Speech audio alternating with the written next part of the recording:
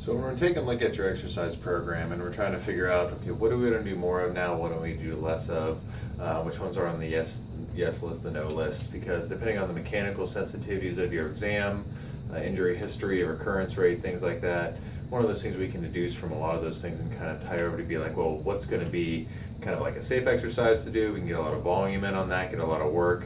What's going to be an in between, like we can do this, but we need to really pay attention, so we shouldn't have too much fatigue on top of it. And what might be a no-no right now. So this might be a bad thing, and it would have a higher injury risk with not a lot of great potential for improvement or work capacity at this stage. So if anything, we're just going to lose on it. So basically we can think of this as the red, yellow, orange, because I ran on my yellow one, and green system of exercises. This is sort of borrowed from some of the McKenzie type stuff with the red, yellow, green way to progress things and whatnot, and just stoplights in general. But basically, so whenever we look at you and we figure out our mechanical sensitivities and whatnot, let's say if we have like 6 exercises, let's say exercises, like 1 and 3 fit under green. Let's say exercises 2 and 6 fit under yellow, and exercises 4 and 5 fit under red. So when we're initially designing the program, we're going to add a lot more of the resistance, dynamics, and all the other kind of workload into our green zone to be, okay, this is going to where we're going to get a little bit of sweat on, we're going to maintain a lot more of our endurance, our fitness, and all those other kind of things.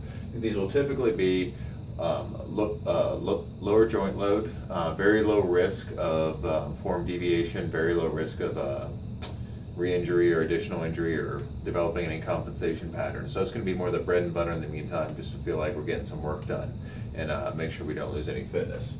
The yellow group is going to be kind of if we do them well, it'll push us more towards the green side. If we do them poorly, it'll push us more towards the red side. So these will be high attention to detail exercises. What we're going to want is we're going to have like great form with a decent workload, but we might limit the fatigue a little bit so that we can keep kind of stay more to the safe side of it, kind of the in-between if we're to mold these two together. So if we have a little bit of a form deviation, it's not going to crash us. It's going to give us a little example for learning. But it won't be to the point where it'll be like, okay, this is like doing nothing, where we're just not going to get anything done yet. So basically, this is going to be more of a fresher part of the workout, or like a bit more of a rehab off-day session, whereas a lot of the green guys will be the more actual workout, or we would want to do these after we finish with some of more of our yellow exercises in order to get a little bit of work done after we've kind of corrected some of our patterns.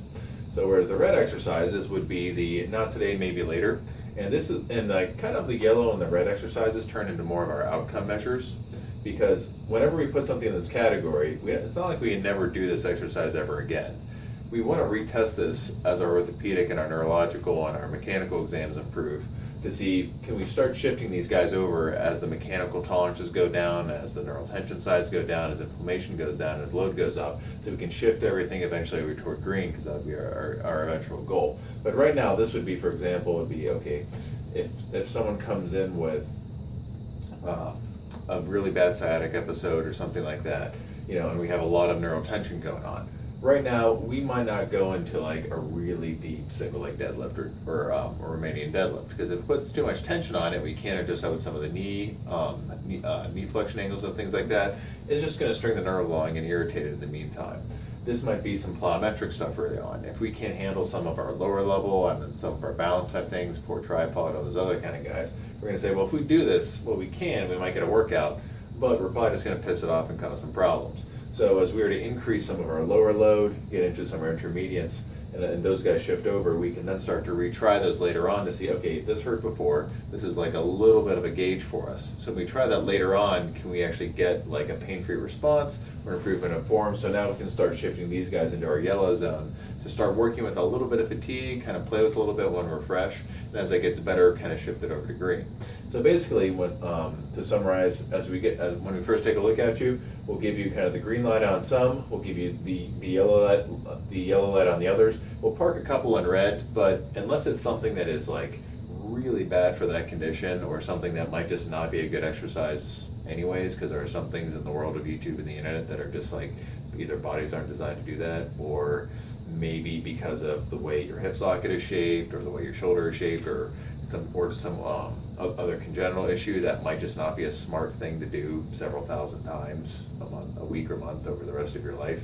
We either tell you park that there, but the great majority of these will want to shift over and do either, yeah, we'll do it, but we got to be really careful because it has some injury potential, but might be able to help us down the line, or eventually get to just kind of the go for it level to get some work done. So anyways, that's how we would divide some of the exercises into our red, yellow, and green categories for initial management, and how we're going to shift them over. Thanks for listening, and you guys have a great night. Thanks. Bye.